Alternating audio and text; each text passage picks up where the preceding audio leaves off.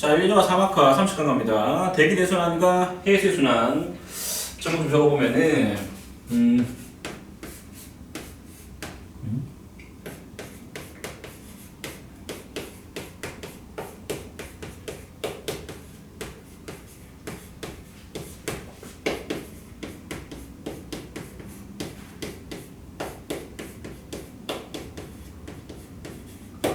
대기대순환과 해수순환이라고 보면 되겠는데, 일단 알아둘 게 뭐냐면은 이 대기대순환이라고 하는 거 지구 전체적으로 볼 때 1년 내내 부는 겁니다. 1년 내내 1년 내내 부는 바람이라고 하는 게 결국은 해수의 순환을 일으킨다고 보면 되겠는 건데, 이때 말하는 요 해수라고 하는 건 어떤 해수냐? 표층해수입니다. 표층해수.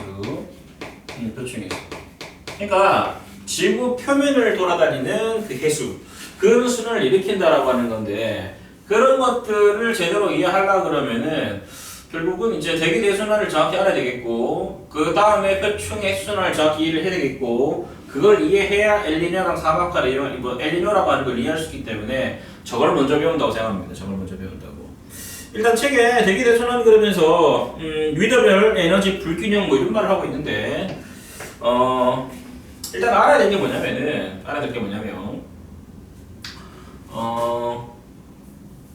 예를 들어 지구가 이렇게 둥근데 이렇게 한 4분의 1 정도만 그림을 그린다 그러면, 여기 목수되게 여기가 극지방이라고 하면 되겠고, 여기가 적도지방이라고 합시다. 이렇게. 그러면 태양 복사 에너지가 이 지구로 들어올 텐데, 태양 복사 에너지가 이런 식으로 지구로 들어오는데, 좀 들어오는 거는 차이가 없겠지만은 이게 지구가 둥글다 보니까 이 적도 쪽이 단위 면적당 들어오는 에너지하고 극지방에서 단위 면적당 들어오는 비대에너지가 태양 복사 에너지 조금 다릅니다. 이거는. 그리고 또 하나 알아둘 게 뭐냐면은 이게 배기권이라고 하는 거의 두께는 일정하지만 마찬가지 지구랑 비슷하게 이렇게 조금 같은 모양으로 이렇게 드물게 들어가기 때문에, 얘는 이제 빛이 대기를 통과하는 구간이 되게 짧은 방향, 이 정도밖에 짧은데, 극지방 가면 갈수록 빛이 이제 통과하는 대기 길이가 되게 길어진다. 이런 식으로. 길어진다고 보면 되겠고, 그리고 같은 빛이 들어온다고 쳐도 얘는 이제 이렇게 대충 이렇게 두 가닥의 빛이 들어온다 그러면, 이렇게 들어온다 그러면 요 면적만 이제 에너지를 갖고 먹는다 그러면, 얘는 이렇게 두 가닥의 빛이 들어온다 그러면 상당히 넓은 면적의 저 빛을 나눠 먹는 거기 때문에 상대적으로 적도지방은 에너지가 많이 들어오는 것처럼 느껴지고, 극지방은 에너지가 조금 적게 들어오는 것처럼 느껴집니다. 그래서 우리 책에 나와 있는 그래프가 어떤 걸 의미하냐면은 위도별 에너지, 복사 에너지 그래프라고 보면 되겠는 건데, 일단 지구가 흡수하는 에너지라고 하는 거를 태양 복사 에너지,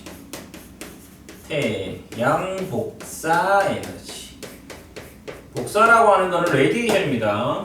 그러니까 열이 직접 전달되는 방식이라고 보면 되겠는데, 이거를 그래프로 그림을 그려본다 그러면 이렇게, 당연히 이제 위도는 90도가 두 개겠죠. 왜냐면 극지방은 남북 북극 두 개 있으니까 이렇게 있다고 생각하면 되겠고, 그 다음에 여기가 이제 0도 적도지방이겠죠. 이렇게 쓰면 당연히 태양 복사 에너지를 그림을 그려보라 그러면 이렇게 이런 식으로 태양 복사 에너지.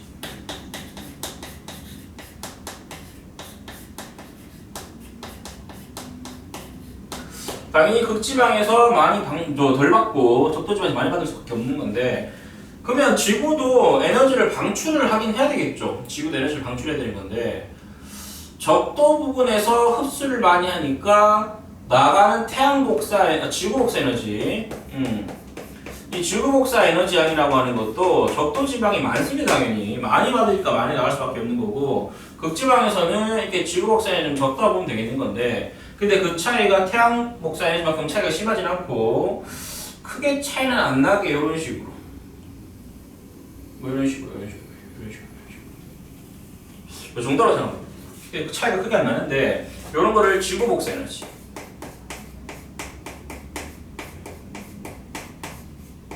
이렇게 생각하면 되겠죠.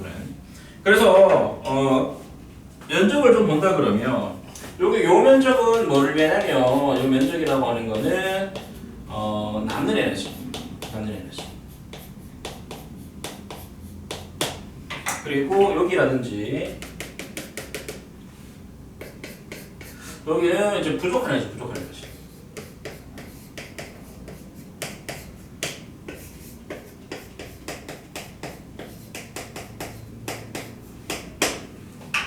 그래서 가장 좀 그게 똑같은 데가 여기쯤인데 여기가 얼마나 근처에 38도에서는 이제 과잉되거나 부족한 에너지라고 하는 게 없이 들어온 거나 나가는 게 거의 똑같은 지역이라고 보면 되겠고 하여튼 이런 관계를 가진다고 보면 되겠는 건데 뭐 예를 들어서 수식을 하나 만든다 그랬을 때 여기를 A, 여기를 B, 여기를 C라 그러면은 어떤 관계를 좀 가질 수 있냐면은 어쨌거나 남는 거나 부족한 거나 똑같아야 지구의 복사 편익이 일어나는 거기 때문에 A라고 하는 부족한 에너지, C라고 하는 부족한 에너지 합은 결국 B라고 하는 남는 에너지 합이랑 같다라고 하는 거.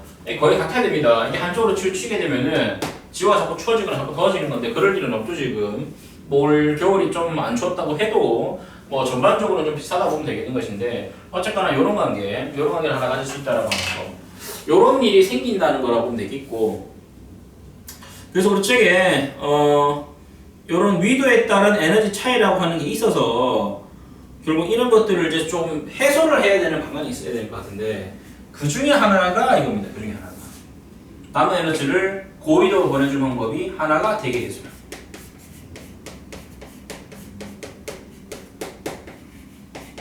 그 중에 하나가 해수의 표충순환, 해수순환. 이런 방식으로 이제 남는 에너지를 고위도로 보내준다고 보면 되겠고. 뭐 다른 파트에 가게 되면 이런 역할을 하는 게 또 하나 태풍이라고 하는 게 이런 역할을 하긴 하는데 태풍.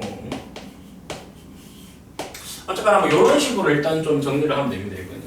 저런 식으로 해서 남는 에너지라고 하는 거를 극지방으로 좀 보내줘서 약간 좀 해소를 시켜주는 것보다 그러니까 극지방이 지나치게 추워진다든지 적도지방이 지나치게 더워지는 거를 저렇게 좀 막아주는 거구나 뭐 그런 그래프라고 좀 해석하면 됩니다.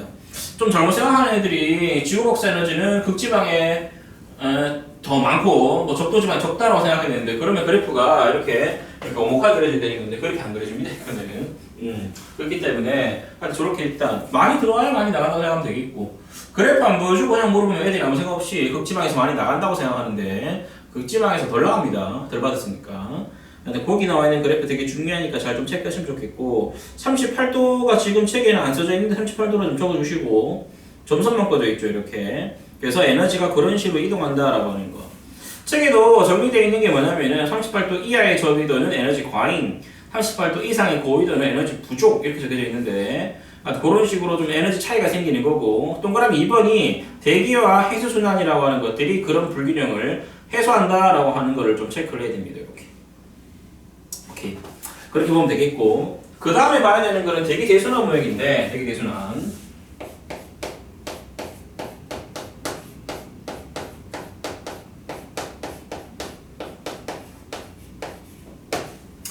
대기 대순환이라고 하는 거는 1년 내내 부는 바람이라 그랬는 거고 지구라고 하는 게 가만히 있으면 관계가 없는데 지구가 좌전을 하게 되면은 바람 부는 방향이 조금 뭐라 해야 될까? 휘어집니다. 일명 저항력이라고 하는 힘, 전향력이라고 하는 힘이 있고 뭐 코리올린 힘이라고 하는 힘이 이렇게 있는 건데 이게 무슨 말이냐면은 만약에 지구가 자전을 안 한다 그러면 적도지방 공기는 더워서 이렇게 뜰 거고 이렇게 뜰 거고 극지방은 춥기 때문에 공기가 이렇게 가라앉아 가지고 뭐 이렇게 큰 하나의 순환을 돌 것 같은데 실제로 지구라고 하는 거는 일본 순환세포 관계라 그러는데 이런 식으로 돌게 되면 이게 30도씩 차이가 좀 납니다. 30도씩 요렇게 하나 차이 나고 요렇게 이런 식으로 자 요렇게 하나 차이 나고 요렇게 이런 식으로 그러니까 여기가 0미도 0도 여기가 30 여기가 30도 여기가 60도 극지방은 당연히 90도 이제 것들이 생기는데 순환이 어떻게 되냐면은 극지방으로 가려고 하고 얘도 이렇게 가라앉으려고 하는데 이렇게 여기서 이상하게 좀 가라앉습니다. 이런 식으로 이렇게. 그래서 30도에서 60도 부분에서는 바람이 약간 반대 방향으로 불고, 그리고 이제 나머지 30도, 0도에서 30도, 60도에서 90도 사이에서는 우리가 알고 있는 방향 정상적으로 불어가지고 이렇게 사전에 해가지고 순환세포가 3개가 생긴다고 보면 됩니다. 그래서 이런 식으로 따지게 되면은 결국은 90도에서 60도 사이에서는 표면에 바람이 이렇게 불죠. 1년 내내. 30도에서 0도 사이에서는 바람이 이렇게 1년 내내 이렇게 부는데 이렇게 희한하게 30도에서 60도 부분에서는 바람이 이렇게 죠. 이렇게 봅니다. 휘어진다라고 하는 거는 실제로 휘어진 이유가 지구가 돌면서 가만히 있으면 직진으로 갈 건데 돌기 때문에 휘어집니다. 남반구는 진행 방향에 얘는 저거 보면 진행 방향이 오른쪽으로 휘어지는데 얘는 진행 방향이 이렇게 왼쪽으로 좀 휘어지는 거고, 적돌 부분으로 봤을 때 완벽하게 대칭 모양으로 만들어지는데 하여튼 이런 식으로 1년 내내 부는 바람이라고 하는 거를 대기 대순환이라고 그러는 거고, 일단 이름을 좀 보게 되면 여기에 30도에서 60도 부분에 부는 여기 표면에 부는 바람이 있죠. 이런 거. 이거는 우리가 무역풍이라고 해요. 무역풍. 그리고 30도에서 6도 사이 부는 바람이라고 하는 거, 표면에 부는 바람이라고 하는 거를 우리가 이제 편서풍이라고 그러고, 우리나라 편서풍지대 있죠. 편서풍지대. 그러니까 맨날 중국에 있는 그 먼지 이런 것들이 이제 황사 이런 것들이 우리나라 넘어온다고 보면 되겠는 거고, 60도에서 90도 사이 부는 요 바람이라고 하는 거는 동풍인데, 동풍인데 극지방에 부는 동풍이라서 극동풍이라 그러는 거고, 참고로 좀 알아둘 게 뭐냐면은 무슨 풍이라 그러면 무슨 풍, 이건 어디서부터 왔느냐라는 얘기입니다. 어디서부터 왔느냐. 그렇죠. 보면 알겠지만 이건 편서풍이니까 서쪽에서 오는 거죠. 이렇게. 극동풍이니까 동쪽에서 오는 거죠. 이렇게 이렇게 보인다고 생각하면 되겠는 거고, 그리고 저기 내가 노란색으로 표시한 거를 순환이라고 보면 되겠는 건데, 이름이 있죠. 이름이. 얘는 극순환, 얘는 페렐순환, 얘는 이제 얘는 헤들리 순환이라고 해서 크게 3개의 순환 세포라고 하는 게 있다고 보면 되겠는 거고, 자, 3개의 순환 세포가 있는데 하나 알아야 게 뭐냐면은 극순환이라고 하는 거하고 헤들리 순환, 얘들은 아까 말했는 것처럼 뜨면은 가라앉고 뜨거우면 뜨고 차가우면 가라앉는 이런 순환 때문에 만들어지는 자연스럽게 만들어지는 순환이라서 직접순환이라는 말을 쓰는데, 직접순환.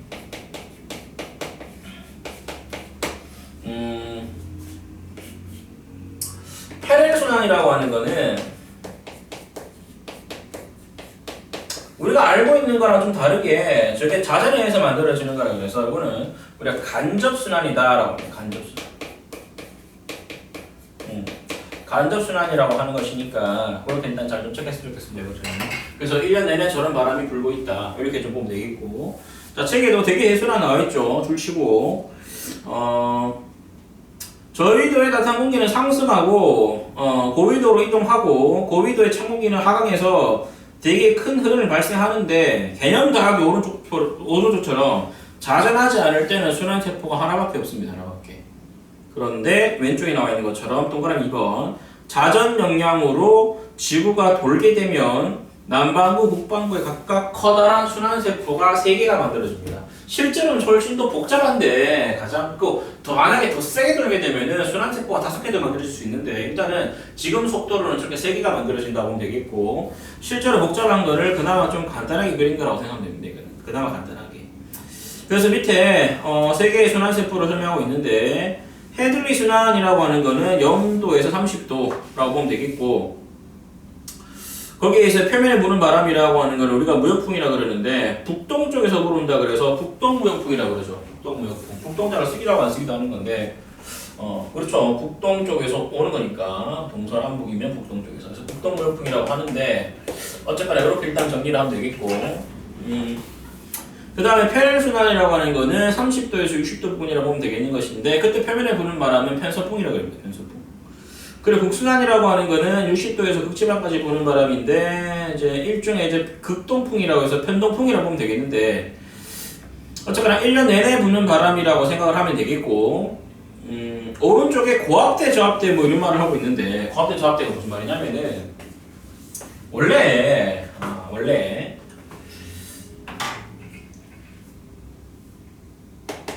점 찍는 게 공기입자라 그러면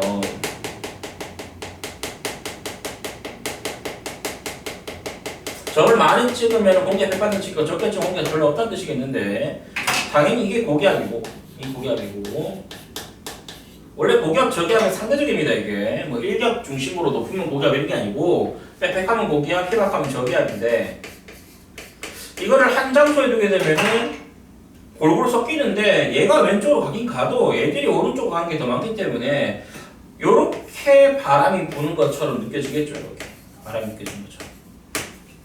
그러니까 어쨌거나 고기압 저기압이라고 하는 거는 기압차 때문에 공기의 양 때문에 생긴다고 보면 되겠는 것인데 바꿔 말하면은 무슨 이유로 어쨌든지 공기가 이렇게 하강을 한다 칩시다. 이렇게 여러 가지 이유로 하강할 수도 있고 여러 가지 이유로 공기가 상승할 수도 있죠. 이렇게 상승할 수도.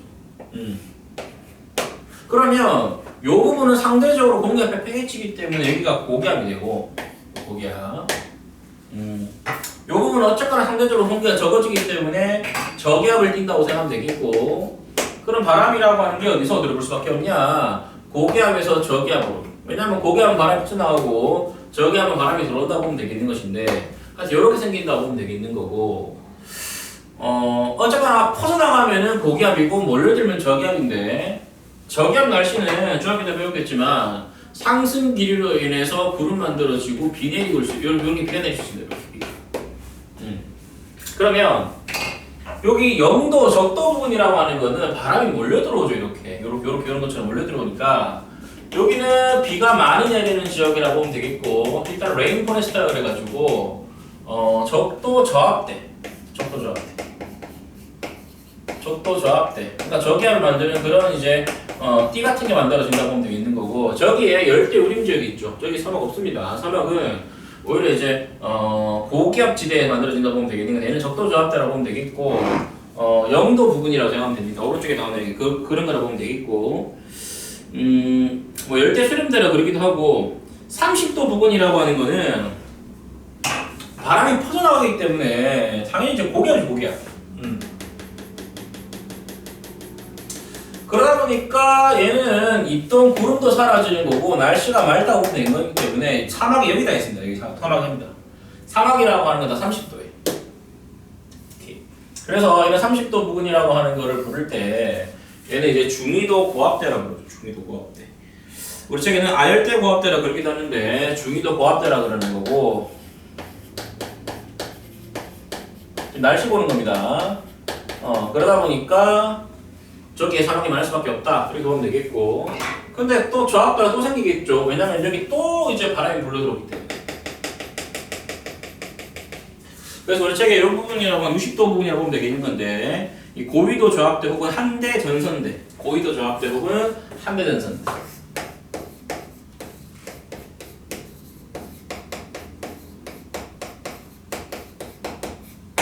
하여튼 뭐 이런 식으로 만들어진다라고 하는 것도 좀 알아뒀으면 좋겠습니다.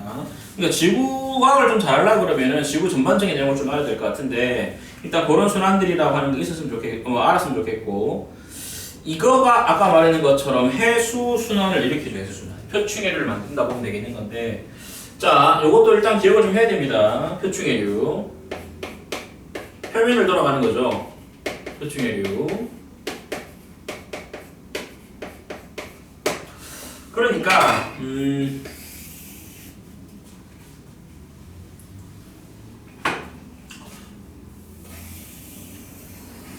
자 이렇게 지구가 한 바퀴 이렇게 있다 그러면 이게 적도 부분이라 이렇게 치면은 적도 부분 이렇게 치면은 대충 잘라서 그림을 그려본다 그러면 30도 대충 60도 대충 30도 대충 60도 이렇게 잘라본다 그러면 이게 극지방이고 북반구는 아시겠지만 북반구는 육지가 많죠. 육지가.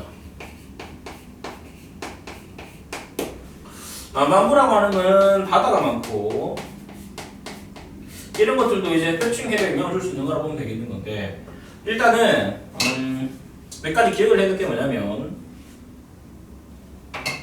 적도를 중심으로 위아래로 왼쪽으로 부르는 이런 바닷물 표층의 흐름이 있습니다. 이렇게 이런 식으로.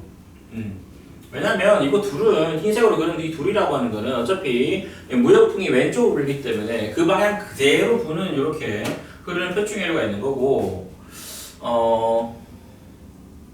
이거는 적도 위쪽에 있으니까 이제 북쪽도에 있고 얘는 남쪽도에 있다 그래서 이걸 북쪽도에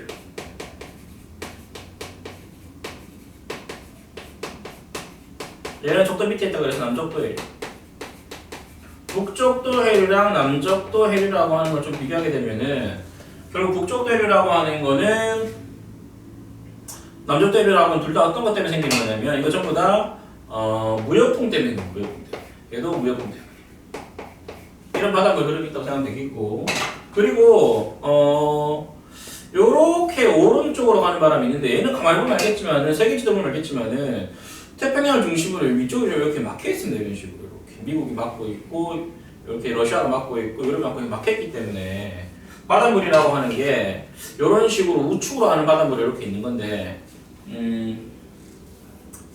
당연히 오른쪽으로 흐르기 때문에 이거는 편서풍 때문에 생겼다고 생각하면 되겠고 태평양 북쪽에서 이건 북태평양이에요.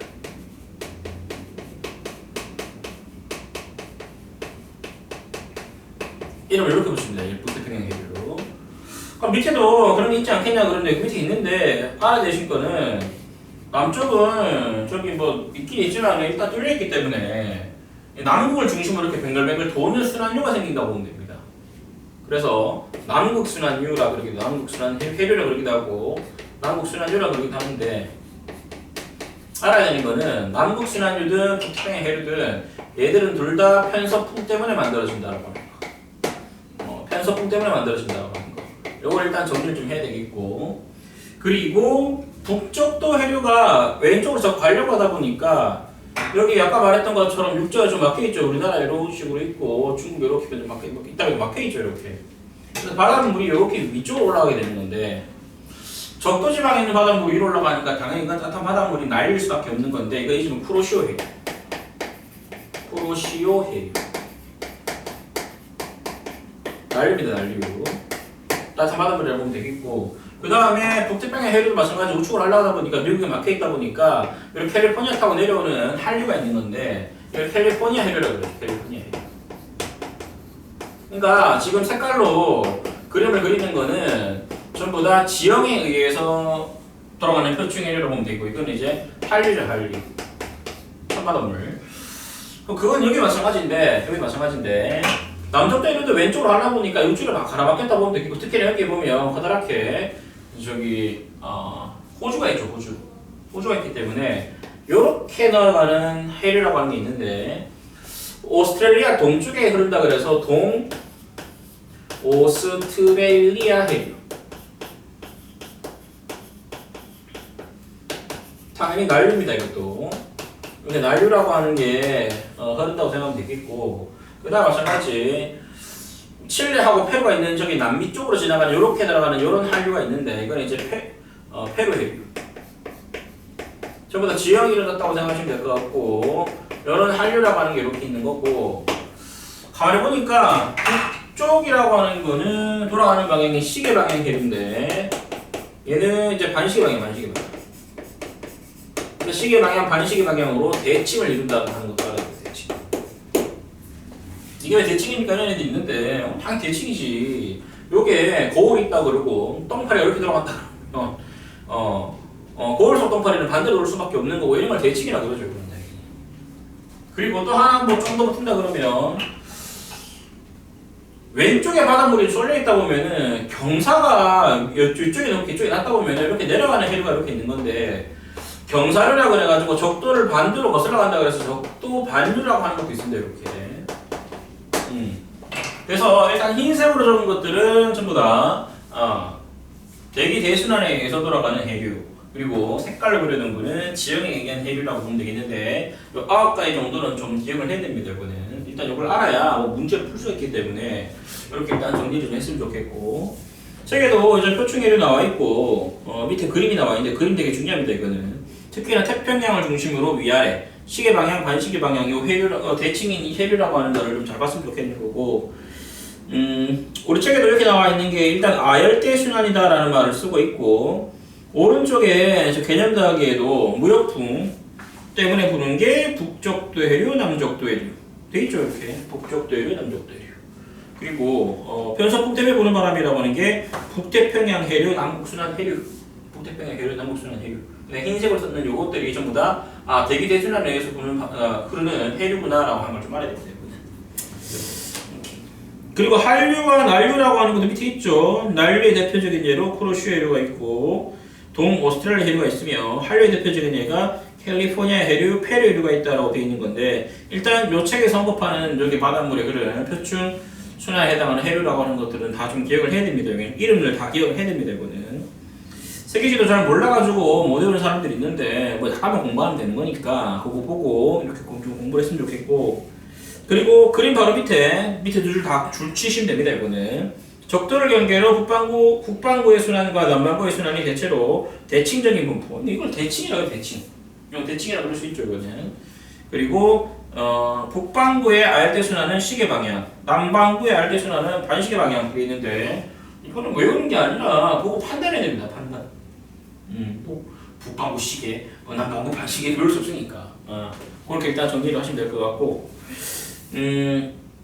요거를 이해를 해야 이제 엘니뇨가 사막화라고 하는 거를 좀 이해할 수 있는데, 일단은 다른 책에는 엘니뇨와 라니냐를 같이 설명합니다. 같이 설명하는데, 일단은 엘니뇨 이런 것들은 남반구 이야기고,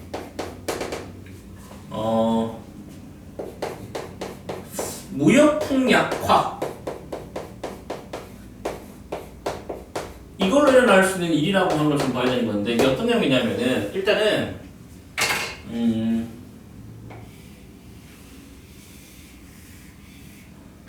이런 식으로 태평양이라고 하는 걸 좀 잘라 그린다 보면 되겠고, 그럼 이게 태평양이라 그러면 여기는 서쪽이니까 서태평양 해안, 서태평양 해안, 서태평양 해안.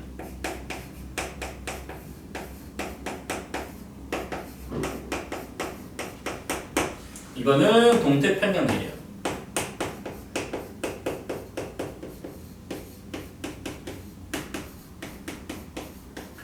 이렇게 딱 칩시다. 그리고 우리 책에는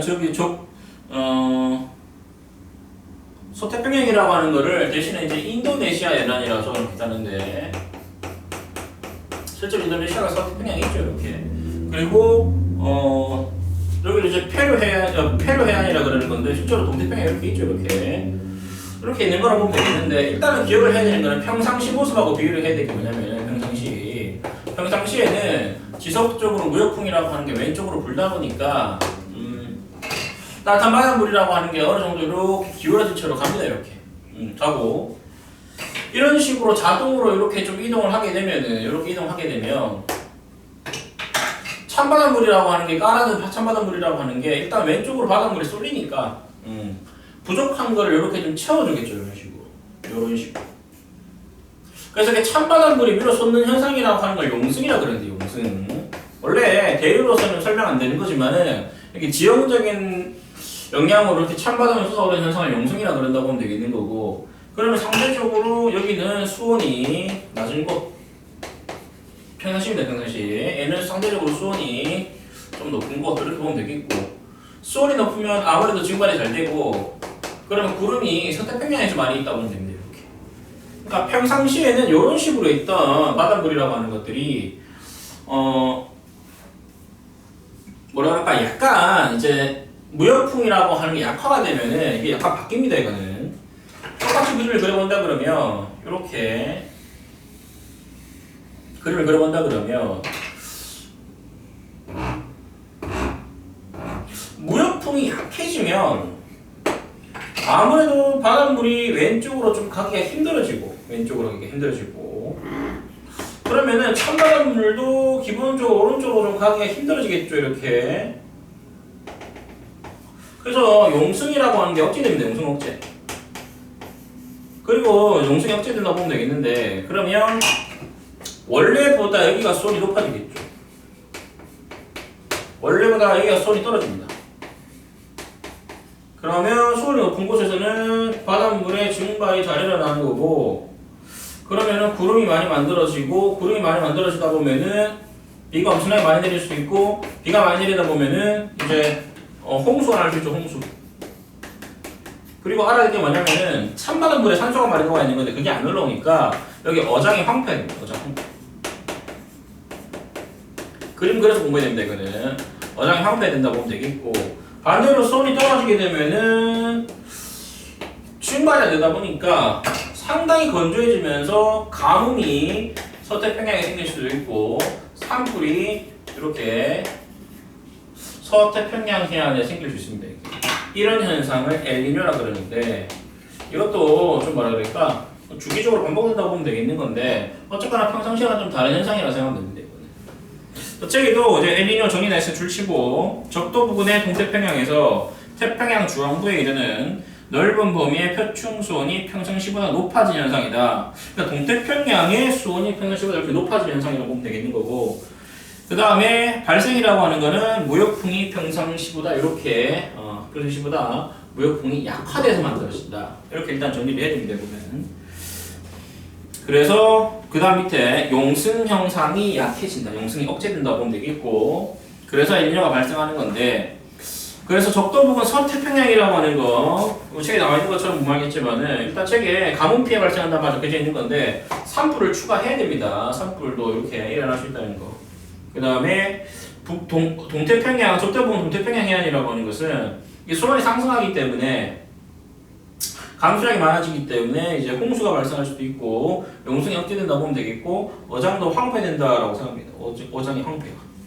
책에 나와 있으니까 다 줄쳐야 됩니다. 이거는. 그래서 이런 것들을 기상이변이라 그러는데, 그런 일이 생길 수 있다라고 하는 걸 좀 봤으면 좋겠고, 오른쪽에 라니냐라고 하는 게 있는데, 라니냐라고 하는 거는 이게 참고로 하려고 해도 다른 데서 많이 언급하기 때문에 설명하겠습니다. 이거는 안 하기 좀 그래서 해야 되는 건데,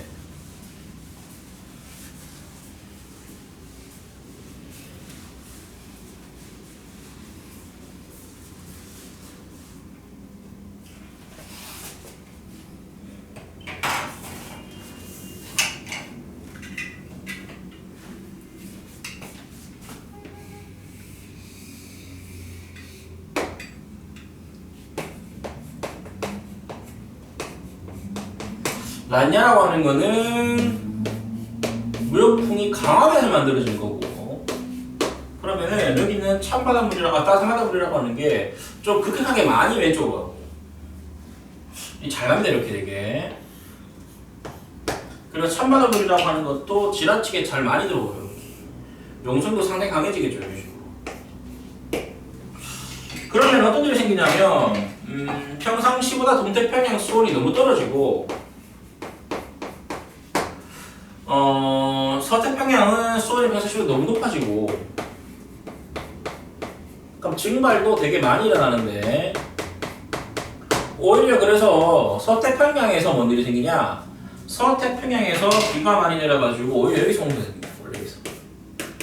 홍수가 여기서 만들어진다고 보면 되겠고, 오히려 얘는 찬바닷물이 올라오기 때문에 수온이 너무 떨어져가지고 증발이 잘 안 돼서 오히려 동태평양의 가뭄과 동태평양의 산불,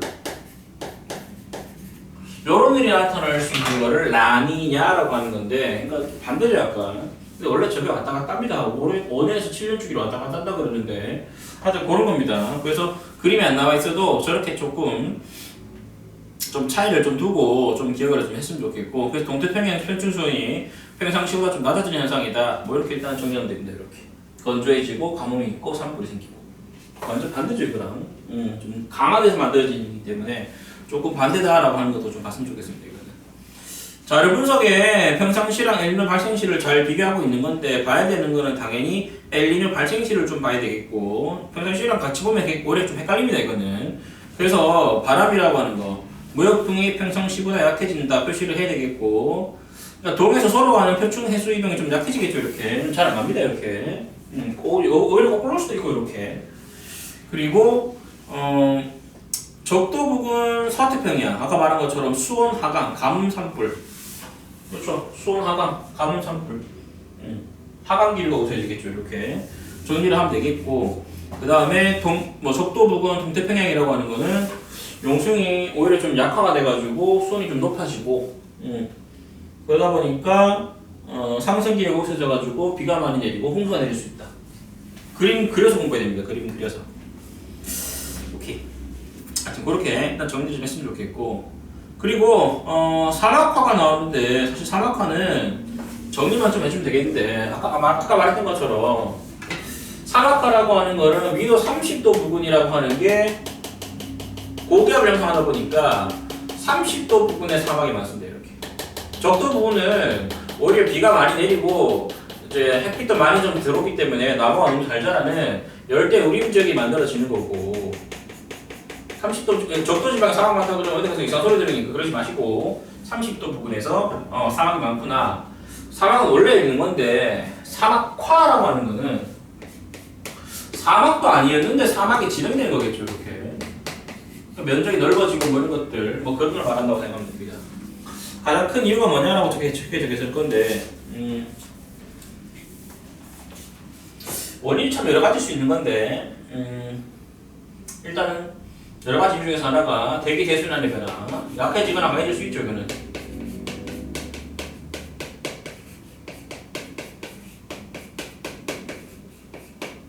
두 번째라고 하는 건 아까 말했던 것처럼 여기 엘니뇨 라니냐 같이 대기 순환에 약간 변화가 생길 때 뭐 그런 일이 있을 수 있다고 보면 되겠는 것인데 뭐 강수량 감소 뭐 이런 것들 그나마 얘들 둘은 자연적인 현상이라고 보면 되겠는 건데 인위적인 현상 같은 것들 있죠. 과잉경작 쉽게 말해서 너무 많이 키우는 거 한 가지 작물을 계속 키우는 거 그 다음에 과잉 방목 나무 잘라낼 거죠 이거는. 너무 풀을 많이 뜯어가지고 이제 뭐 소를 많이 키우거나 양을 많이 키우거나 염소를 많이 키워서 이렇게 말하는 거라고 보면 되겠고 그 다음에 산림벌차 나무 자르는 거고 근데 가만히 보니까 밑에 적은 요 세 가지라고 하는 것들은 인위적인 면입니다. 인위적인. 이런 원인 때문에 사막화가 지금 가속화될 수 있다라고 하는 걸 좀 봤으면 좋겠는 거고 가장 큰 피해는 황사입니다. 황사. 이게 가장 큰 피해라고 하는 거는 황사. 특히 우리나라가 중국 사막으로부터 넘어오는 바람을 요즘 이제 특별히 어느 철에 따로 많이 온다 이게 아니라 수시로죠 수시로 기상이변 때문에 하여튼 그게 가장 큰 피해다라고 하는 것만 좀 보면 되거든요. 일수도 늘어나고 발생 횟수도 늘어나고 하여튼 그렇게 일단 정리하시면 되니까 일단 특히 가장 좀 잘 봐야 되는 거는 엘니뇨라고 하는 거 평상시랑 비교하는 게 되게 중요하면 되거든. 그리고 이렇게 사용되기 위해서는 표충해를 꼼꼼히 해야 되겠고 앞에서 배운 대기대순환 손으로 그림 그려보면서 그러니까 오늘 파트는 30강 내용은 전부 다 손으로 그림을 그려서 해야 됩니다. 손으로 그림을 그려서 됐습니까? 오케이 여기까지 하겠습니다.